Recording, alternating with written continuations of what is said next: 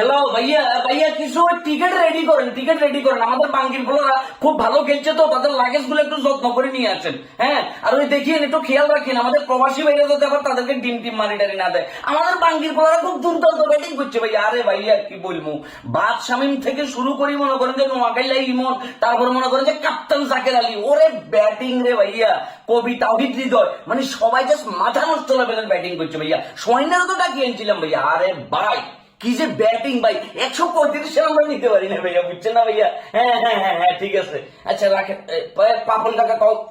আরে কাকা কাকা আমরা তো ফুল পদে পদে কাকা, একদম ডাইরেক্ট মনে করেন পাকিস্তানিরা আমাদের কেমন বেজ্জতি করছে।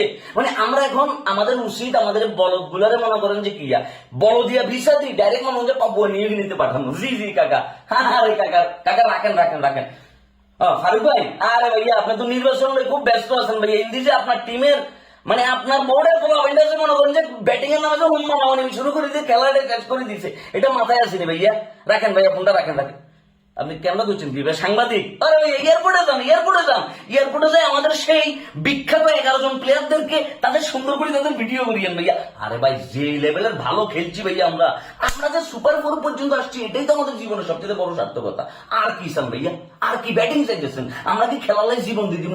জঘন্য লেভেলের ফিল্ডিং করি, জঘন্য লেভেলের ব্যাটিং, এটা শুধুমাত্র মায়ের দোয়া ক্রিকেট টিম দিদি সম্ভব ভাইয়া, বুঝছেন না?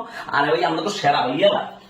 ভাইয়া এটা দিয়ে আমাদেরকে এখনো কেউ সমাদর করার মতো, এটা দিয়ে আমাদেরকে যদি সমাদর করতে ভাইয়া তাইলে বুঝতেন আমরা যে কোন লেভেলের প্লেয়ার রে ভাইয়া।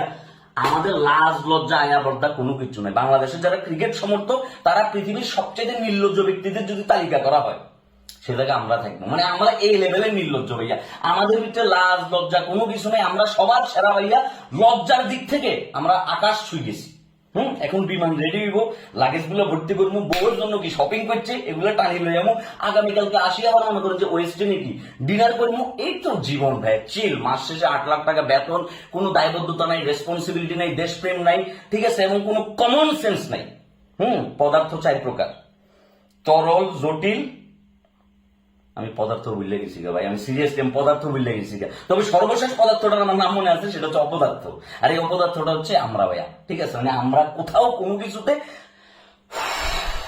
তখন বিচার আল্লাহ করুক, আল্লাহ বিচার করুক। তখন তোরা বাঙ্গির ভোলারা যে অশান্তি দিছ বাংলাদেশের ক্রিকেট ফ্যানদেরকে, তোদের বিচার যাতে আল্লাহ করে ভাইয়া। এত জঘন্য লেভেলের ব্যাটিং, এত জঘন্য লেভেলের ব্যাটিং, 135টা রান লইতে যাই তোদের সবার ফাতলা পায়খানা হয়ে গেছে বই, তোরা ডায়রিয়ার রোগী হয়ে গেছিস বই। মনে হয়েছে যে কি তোদের জীবন আর কোনোদিন কি ক্রিকেট খেলানো লাগতো না, তোরা শেষ করে দিছিস। যা, তোদের বিচার যাতে আল্লাহ করে, আল্লাহর হাতে তুলে দিলাম তোদেরকে। এই মায়ের দোয়া ক্রিকেট টিম, এই অ্যাম্বুলেন্স, শাহিন মিলি ব্যাগ নদীর ভিতরে মারে দিছে, শেষ। যাও যাও যাও যাও।